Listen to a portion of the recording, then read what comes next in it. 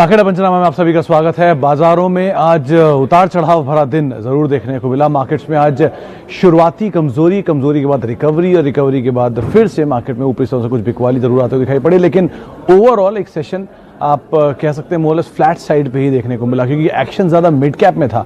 भारतीय भले ही जो फ्रंटल इंडेक्स है वो 40-45 पॉइंट नीचे निफ्टी टूट के बंद हुआ है, फिर सेंसेक्स में कुछ गिरावट रही हो, लेकिन ओवरऑल जो mid cap small cap index है वहाँ पर बाइंग थी और स्टॉक स्पेसिफिक एक्शन काफ़ी था, सेक्टर वाइज मूवमेंट काफ़ी था। मिसाल के तौर पे सीमेंट आज का एक फ्लेवर था, वहाँ पर खरीदारी देखने को मिल रही थी, एक अच्छी खासी तेज़ी वहाँ पर भी बनते हुए दिखाई पड़ी। इसके अलावा कुछ सेलेक्टिव सेक्टर्स जहाँ पे नंबर्स के आधार पर मूव आता हुआ दिखाई पड़ा। एशियन पेंट्स नंबर्स के बाद फ्लैट रहा, बाइंग रही, एक समय पे अल्ट्राटेक पे ऊपरी स्तर बिकवाली आई, लोअर लेवल पे गया। सेकेंड हाफ में अंबुजा में बाइंग आते हुए दिखाई पड़ी।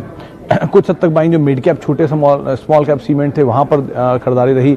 फिलिप्स कार्बन जो कि फ्लेवर में है लगातार वहाँ पर मूव आता हुआ दिखाई पड़ा। तो ऐसे छोटे छोटे बहुत सारे पॉकेट्स थे जहाँ पर आज के सत्र में कुछ हद तक मूव आता हुआ दिखाई पड़ा, लेकिन मार्केट्स में थोड़ा सा ब्रीदर एटलीस्ट लिया है आज के जो ट्रेड के अंदर एक थोड़ा सा ब्रीदर मार्केट्स के अंदर ज़रूर कह सकते हैं देखने को मिला। चलिए अब शुरुआत करते हैं सच्चे सवाल जवाब के सिलसिले को लेकर। जो सवाल आ रहा है पहला नाम मेहुल माथुर साहब का है। टाटा मोटर्स को लेकर करीब 130 रुपये के दाम पर खरीदारी है मेहुल साहब की। मेहुल जी देखिए, अभी कुछ देर पहले जो यतिन आए थे हमारे पास डीलर्स रूम का जब बस लेकर, तो उन्होंने बात साफ की थी कि टाटा मोटर्स में शायद नियर टर्म में या मीडियम टू लॉन्ग टर्म में शायद एक मूव देखने को मिले भी। तो आप उस लिहाज से इस पोजीशन को अपनी एटलीस्ट होल्ड कर सकते हैं। और ब्रोकर्स भी यहाँ पे इनफैक्ट CLSE की एक रिपोर्ट आई थी, उनका भी यही कहना है कि 220 रुपये तक की चाल देखने को मिल सकती है। तो नंबर्स हैं, नंबर्स के लिहाज से आप नज़र रखते हैं, लेकिन बहुत बड़े मूव किया बहुत लंबी अवधि के लिए एटलीस्ट ना देखें। 20-30% आपको यहाँ पर मूव आ जाए तो आप उसके लिहाज से अपनी पोजीशन को देख सकते हैं। अच्छा, इसके अलावा और एक सवाल लेते हैं। सवाल है IRCTC को लेकर नितिन अरोड़ा साहब का। 1395 पर चल नहीं रहा है, क्या करें? अरोड़ा साहब आज इनफैक्ट दोपहर में गौरांग शाह मौजूद थे, उन्होंने ये बात साफ की थी कि स्टॉक में थोड़ा ओवरहैंग रहेगा, क्योंकि OFS है। ऑब्वियसली बात है, गवर्नमेंट जब भी स्टेक सेल बेचने आती है या फिर इक्विटी जब भी मार्केट में आएगी तो ओवरहैंग आ जाएगा। इसी आधार पर गौरांग ने यहाँ पर होल्ड करने की राय तो दी थी, लेकिन फिर भी आप अगर आपको प्रॉफिट हो रहा है तो आप पार्शियल प्रॉफिट बुक करके निकल सकते हैं और नीचे के लेवल पे वेट करें अगर आपको मिलता है तो। लेकिन बहुत ज़्यादा उम्मीदें से अब न रखेंगे, बहुत बड़ा मूव दिखा चुका है एक, और दूसरा कभी भी स्टेक सेल आएगा तो ओवरहैंग हमेशा भारी रहेगा स्टॉक के लिए। आगे हम बातचीत कर लेते हैं JSW स्टील सेल 323 शेयर, क्या करें? अरे JSW स्टील के नंबर्स आने वाले हैं और नंबर्स में अच्छे नंबर्स का अनुमान है। आप छोटी मझोली किसी कंपनी के नंबर देख लीजिए, Tata steel, BSL, Tata steel के, टिमकेन के और लॉन्ग प्रोडक्ट्स के, सबके नंबर्स अच्छे थे। तो अब लार्ज कैप में JSW स्टील शुरुआत करने जा रही है और ब्रोकर्स भी ये मान के चल रहे हैं कि अच्छे नंबर आते हुए दिखाई पड़ेंगे JSW स्टील के। तो अगर अच्छे नंबर आते हैं, मार्केट सरप्राइज कर देते हैं, तो फिर स्टॉक में तेज़ी रहेगी। तो आप थोड़ी हल्की कर लिए पोजीशन, बहुत बड़ी पोजीशन के बाद अगर आप शॉर्ट हैं तो आप थोड़ा हल्का करके पोजीशन को देख सकते हैं। अच्छा, आगे बढ़ते हैं। वोडाफोन आइडिया पर क्या करना चाहिए? 3 दिन से अच्छा चल रहा है। सुमित जी, अगर ये अच्छा चल रहा है तो आप निकल जाइए अगर आपको प्रॉफिट हो रहा है तो। और बेटर ऑप्शंस हैं मार्केट में, आप क्यों ट्रेड करके इस तरह के स्टॉक्स में परेशान होना चाह रहे हैं? पीस ऑफ माइंड पे ज़्यादा फोकस करिए, वेल्थ क्रिएशन पे ज़्यादा फोकस करिए। स्पेक्यूलेटिंग एक्टिविटीज़ जो हैं उनको आप अवॉइड करिए। हो सकता है शेयर चल जाए, डबल भी हो जाए, लेकिन नंबर सपोर्टिव नहीं है तो कुछ भी हो सकता है। जिनके नंबर सपोर्टिव हैं रिलैक्स करिए, उसमें कोलगेट है, एशियन पेंट्स है, FMCG से नेस्ले है, इस तरह की कंपनी, वरना अल्ट्राटेक है सीमेंट स्पेस से, अंबुजा है, JK सीमेंट है। इनको आप देखिए कहाँ आइडिया के चक्कर में पड़ रहे हैं जहाँ पर आपको हमेशा यही रहेगा कि ये शेयर बढ़ेगा या नहीं। अब आप हमेशा यही तर्क देंगे कि छोटा शेयर है, ज़्यादा क्वांटिटी में आएगा, तो कोई बात नहीं, चलेगा भी तो धीरे, बड़ा शेयर चलेगा भी तेज। तो आप उस लिहाज से देखिए, peace of mind versus aggression है। अब आप क्या चूज़ करना चाहते हैं वो आपके ऊपर है। अच्छा, गोल्ड बीज ETF, शिवम मिश्रा साहब का सवाल है। मिश्रा साहब, ये बहुत अच्छा ऑप्शन है। आप गोल्ड बीज ETF में आप अगर SIP फॉर्म में गोल्ड लें तो ज़्यादा अच्छा ऑप्शन रहेगा। आप अपने लॉन्ग टर्म फाइनेंशियल गोल्स को देखते हुए, अगर बच्चों के लिए, बेटी के लिए, किसी के लिए आप गोल्ड लेना चाहते हैं तो गोल्ड बीज अवेलेबल हैं। ये 24 कैरेट का गोल्ड ऑन पेपर होता है। जैसे बहुत सारे गोल्ड बीज हैं, इसमें बेंचमार्क है, निपॉन है, ICICI है। इसमें आपको कुछ भाव भी अंतर दिखेंगे, कहीं पर ये 5,000 रुपये का दिखेगा, कहीं पर आपको 500 रुपये का दिखेगा। 500 रुपये 0.01 gram gold, 5,000 is 10 gram 1 gram gold, तो इस हिसाब से कामकाज होता है। तो आप जो आपको अच्छा लगे, ये इनमें किसी में बुराई नहीं है, आप होल्ड कर सकते हैं। ऑन एन एवरेज 15-16% रिटर्न आता है, लेकिन वो जो गोल्ड के प्राइसेस का रिटर्न होगा वही सेम रिटर्न वहाँ पर भी होगा। लेकिन एक अच्छे SIP फॉर्म में खरीदेंगे तो शायद आपको बर्डन भी ना फील हो और गोल्ड भी इकट्ठा हो जाए, तो आप उस हिसाब से इसको देख सकते हैं। अच्छा ऑप्शन है ये। अच्छा, गोदरेज प्रॉपर्टी पे राकेश पटेल साहब पूछें क्या किया जाए। पटेल साहब, कंपनी रियल स्टेट स्पेस में सबसे बेटर कंपनी यही दिखाई पड़ती है। डेट सिचुएशन के हिसाब से भी कंफर्टेबल है, प्रोजेक्ट के हिसाब से भी कंफर्टेबल है। बॉम्बे में तो पहले इनका एक्सपेंशन था ही, अब धीरे धीरे दिल्ली और बाकी नॉर्दर्न मार्केट्स में भी एक्सपैंड करा है इन्होंने, और अच्छा ट्रैक्शन वहाँ पर भी उठा रहे हैं। कंपनी अच्छी है, आप बने रह सकते हैं, लेकिन डिपेंड करता है आपका भाव क्या है खरीदारी का। अगर आपने नीचे खरीदा है तो थोड़ा प्रॉफिट लेकर फिर वेट करें, फिर नीचे मिले फिर प्रॉफिट में आप नीचे के लेवल से बाय करें और होल्ड करें। दिक्कत इस कंपनी में एटलीस्ट एज ऑफ नाउ नहीं है, लेकिन बस थोड़ा महंगा शेयर है, इसका आप ध्यान रखिए। ये जो आप भाव देख रहे हैं, इससे पहले भी ये भाव दिखा चुका है इसी तरह का, उसके बाद एडजस्टमेंट हुआ और उसके बाद ये भाव आया। तो आप वैल्यूएशन पार्ट पे नज़र रखें, बाकी सब ठीक है इस कंपनी के साथ। अच्छा, आगे बढ़ते हैं। एक टाटा केमिकल को लेकर सवाल है स्वप्निल ओसवाल साहब का। ओसवाल साहब, टाटा केमिकल कंपनी अच्छी है, अब आपने खरीदा कितने टाइम के लिए है? लॉन्ग टर्म के लिए आप बोल रहे हैं। हाँ, तो थोड़ा लॉन्ग टर्म के लिए ठीक है, आप थोड़ा सा और डाइवर्सिफाई भी कर सकते हैं। अतुल लिमिटेड केमिकल में ज़्यादा बेहतर ट्रैक्शन है। अतुल लिमिटेड की एक बहुत इंटरेस्टिंग चीज़ ये भी कि अतुल लिमिटेड करीब 3% शायद हिस्सा ओन करता है फाइजर में और 1.5% ओन करता है नोवार्टिस में। तो इस तरह की इन्वेस्टमेंट वैल्यूज़ भी काफ़ी स्ट्रॉन्ग है। वैसे टाटा केमिकल ही बुरा विकल्प नहीं है, लेकिन इस तरह की कंपनियों को भी आप रख सकते हैं, थोड़ा डाइवर्सिफाई कर सकते हैं, ब्रॉडर साइड पे जा सकते हैं। SBI का जैन तक का टारगेट, ये थोड़ा मुश्किल है सर, क्योंकि जैन टाइम स्पेसिफिक तो कोई भी नहीं बता सकता मैं क्या।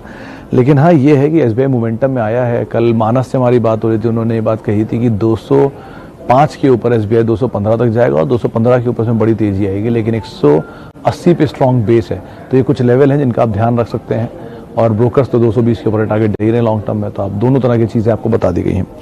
अच्छा, टाटा एलेक्सी 750 रुपये पर खरीदारी। केतव झटकिया साहब का, माफ़ कीजिएगा झटकिया साहब, नाम ठीक से नहीं ले पाया तो खैर, लेकिन केतव जी बहुत ही बढ़िया लेवल पर बहुत अच्छा शेयर आपने खरीदा है। 750 रुपये पर खरीदा हुआ शेयर डबल हो चुका है और आप प्रॉफिट में भी हैं और आपने एटलीस्ट होल्ड भी किया हुआ है, तो बहुत ही शानदार, कोई दिक्कत नहीं है, आप बने रह सकते हैं इस कंपनी में। और जिस लेवल पर है वो लेवल शायद आपको हाल फिलहाल में देखने को भी ना मिले, तो एटलीस्ट आप बने रहिए, कोई रिस्क नहीं है। दोबारा अगर आपको यही लेवल मिले तो आप दोबारा भी एंट्री कर सकते हैं। कंपनी के नंबर्स बहुत स्ट्रॉन्ग आए थे, बहुत अच्छे नंबर कंपनी ने इस क्वार्टर में पोस्ट किए थे।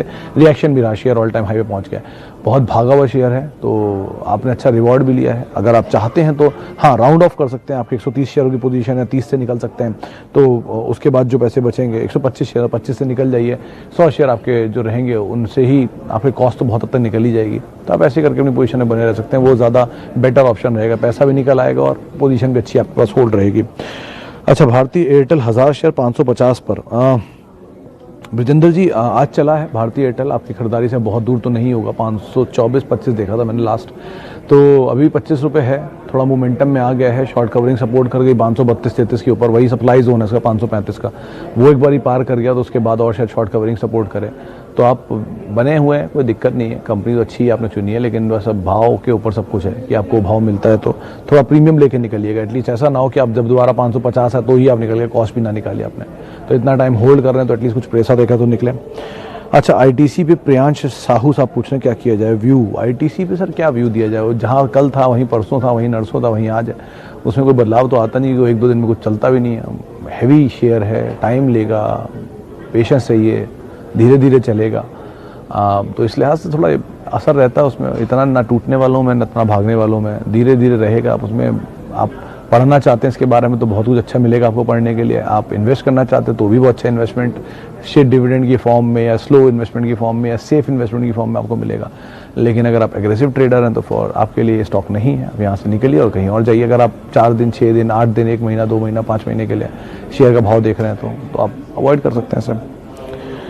आगे बढ़ते हैं। SBI कार्ड में क्या करें सर? नंबर तो SBI कार्ड के ठीक ठाक आए थे, आज ही नंबर आए इनफैक्ट अभी, और नंबर्स बेटर ही दिखाई पड़ रहे हैं हरेश साहब। थोड़ा भागा ज़्यादा है, 650 रुपये से शेयर जो नीचे मार्च में लो बनाए थे अपने IPO के बाद, वहाँ से तेज़ी से खिंचा है, तो ठीक है। प्रकाश दीवान साहब तो बहुत बुलिश हैं इस कंपनी को लेकर, और जिस तरह की अभी अमेजन की सेल चल रही है और उसमें इनका एक मेजर पार्टनरशिप भी है, तो इस लिहाज से इनके नंबर्स तो ठीक आने चाहिए अगले क्वार्टर के भी। इस क्वार्टर के नंबर भी ठीक थे, और वैसे भी लॉकडाउन के बाद अब मॉल लोग जा नहीं रहे, तो ऑनलाइन शॉपिंग ज़्यादा हो रही है अगर, तो उस हिसाब से भी ऑनलाइन पेमेंट्स के लिए इस तरह की कार्ड्स ही का इस्तेमाल हो रहा है। लिस्टेड में यही एक प्लेयर है, तो आप बने रह सकते हैं, कोई दिक्कत नहीं है। ऐसे ब्रोकर यहाँ पर 1500 प्लस के टारगेट्स दे रहे हैं, ये भी आपको बता देते हैं। अच्छा, इंडसइंड बैंक पे शाबिर साहब का एक सवाल है। 610 रुपये के दाम पे खरीदारी है। शाबिर साहब ठीक है, इन्होंने अपनी थोड़ी रीब्रांडिंग की है, पोजीशंस को थोड़ा सिचुएशन को थोड़ा ठीक किया है, प्रमोटर के पैसा डालने के बाद इमेज भी इम्प्रूव हुई है। थोड़ा इम्पैक्ट करते करते आते आते समय लगेगा, आप थोड़ा सा टाइम और दे सकते हैं एटलीस्ट, बहुत लॉन्ग टर्म के लिए नहीं, लेकिन हाँ मीडियम टर्म के लिए एटलीस्ट आप होल्ड कर सकते हैं। और आगे सवाल ले लेते हैं, बहुत सारे सवाल आ रहे हैं। लॉन्ग टर्म के लिए संदेश वरहड़ी साहब पूछ रहे हैं कि कौन सा शेयर अच्छा है। संदेश जी, उसके जस्ट ऊपर एक सवाल था, वो था टीसीएस को लेकर। लॉन्ग टर्म के लिए टीसीएस सबसे अच्छा ऑप्शन है। देश की पहली 5 कंपनियों को तो आप ध्यान में रख ही सकते हैं, लिख ही लें एक पेपर में। मान लीजिए आज टीसीएस का दाम 2400 है, या एचडीएफसी बैंक का दाम 2200 है, या एचयूएल का दाम आज 2100 है, तो किसी फाइन डे आपको इन दामों से 10, 12, 15, 20% नीचे मिले तो ये अपने आप ही लेने लायक सिचुएशन में आ जाते हैं, पहला। दूसरा, आप हर वो कंपनी को तलाशिए जहाँ पर नंबर वाइज साल दर साल ग्रोथ हो रही है, ख़राब नहीं है, नंबर अच्छे ही आ रहे हैं। दूसरा, डेट नहीं है, क्योंकि अब कैश फ्लो अच्छा होगा तो डेट तो ऑब्वियस बात नहीं होगा। प्रमोटर माल प्लेज नहीं कर रहा, हर लेवल पे आके बेच नहीं रहा। ऐसी ऐसी चीज़ों को अगर आप नोटिस करेंगे तो जो कंपनी आप चुनेंगे वो अच्छी ही होगी। फ्लेवर के साथ मत जाइएगा कि जिस तरफ पूरी भीड़ भाग रही है उस तरफ भागें, उस तरफ जाइएगा जिस तरफ भीड़ नहीं भाग रही है, उसमें ज़्यादा अच्छे इन्वेस्टमेंट ऑप्शन आपको मिलेंगे, उसमें नहीं मिलेंगे जहाँ पर तेज़ी है, वहाँ से मोमेंटम मिलेगा। तो आप दोनों तरह के चीज़ों को डिस्टिंग्विश करिए और उसके हिसाब से आप पोजीशन बना सकते हैं।